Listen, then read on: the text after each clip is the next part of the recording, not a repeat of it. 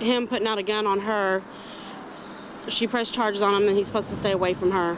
And he would not leave her alone. He kept on coming back and, he asked her to drop everything and she wouldn't. Again, police shooting that suspect. The name of the suspect has not been released yet. Refugio Police, the Refugio Sheriff's Department, as well as Beeville Police and the DPS, all of them responded to the scene. And we are also watching that developing news out of Robstown, where the search is underway tonight for a killer. The victim is a 65-year-old man who was found stabbed to death at the Nueces County Park. Around 6 this morning, 2 joggers found the body of 65-year-old Edward Paul Hernandez. Police say Hernandez had no sort of criminal activity in the past, but they do believe that he was targeted. Police found his car this morning at St. Anthony's Catholic Church. Pretty well known. He was a painter around town, so pretty well known. Well, it does make it a little bit more difficult for us. We have to stretch out our resources, but we have to do what we have to do. We believe this crime was targeted, and therefore we don't want to alarm the community. And we did speak to Hernandez's son earlier. He declined to speak on camera, but he did tell us that he hopes that justice is served swiftly and quickly. And back to our continuing coverage on the coronavirus. As we did mention earlier in the newscast, there are now 65 cases of the coronavirus here in Nueces County. That is up 6 from yesterday.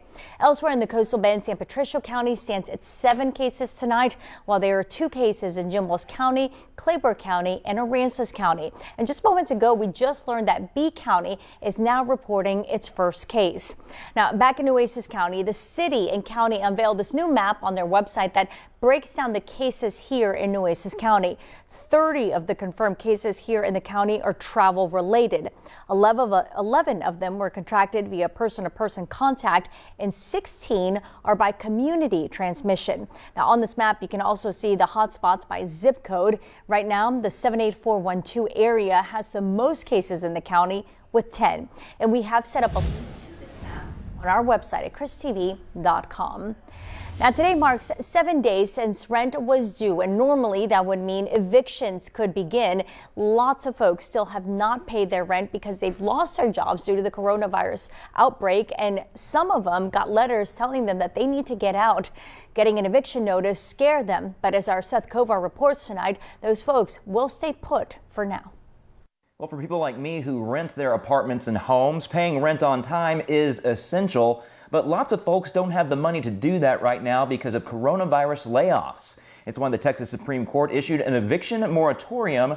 So why are people still getting eviction notices? I was completely shocked by the letter. The letter ordering Hannah Williams out of her apartment by 1 minute before midnight tonight.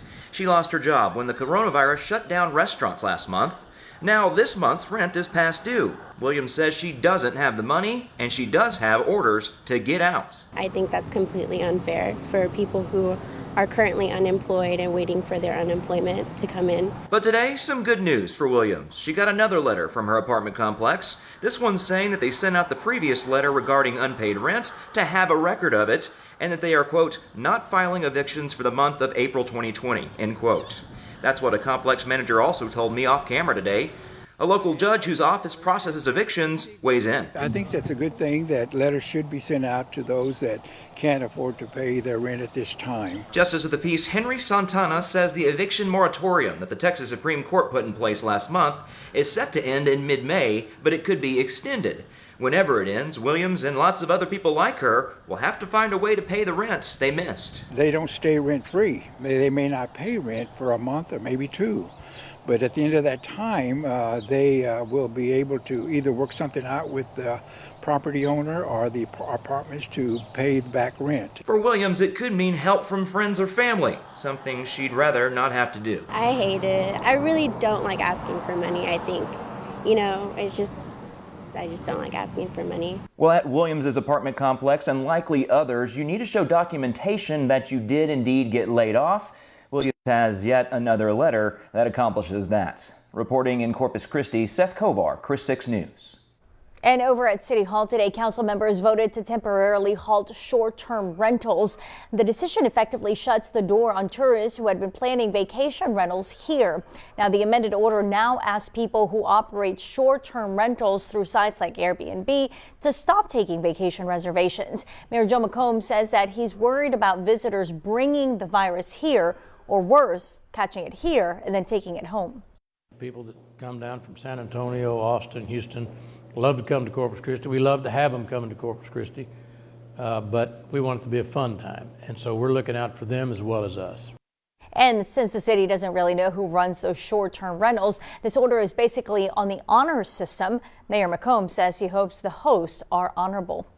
And City Council also approving today an emergency $2 million loan program to help local small businesses. In partnership with Lift Fund, businesses affected by COVID-19 can apply for interest-free microloans of up to $25,000.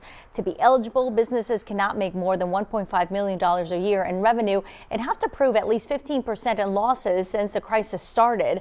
The council added an amendment giving priority to businesses most affected by the governor's stay-at-home order. And new at 10 tonight, local doctors say they actually have COVID-19 testing kits, but they're not able to use them.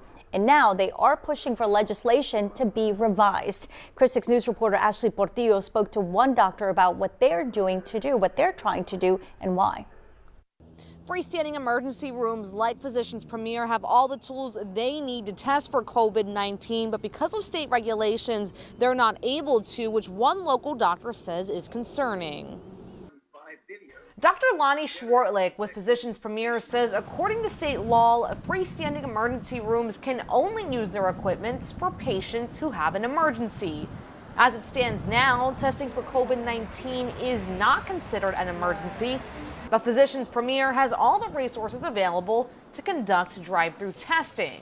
We have the swabs and we have the blood test. We also have the serum test, which can tell us whether you have COVID-19 within 15 minutes. Dr. Schwartlich believes if state legislation were passed, they'd be able to help alleviate some of the burden from hospitals that are seeing an increase in patients right now.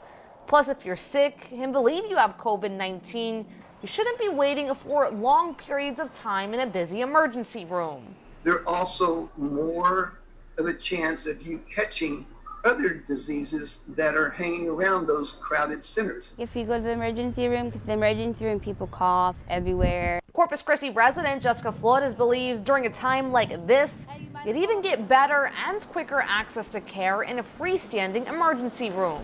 Because it's smaller and you're not really interacting with people as much as you should be. And she thinks these types of facilities should be able to test for the virus, especially if they have the means to do so. So I think they should be able to help when they can, because not a lot of people can do that.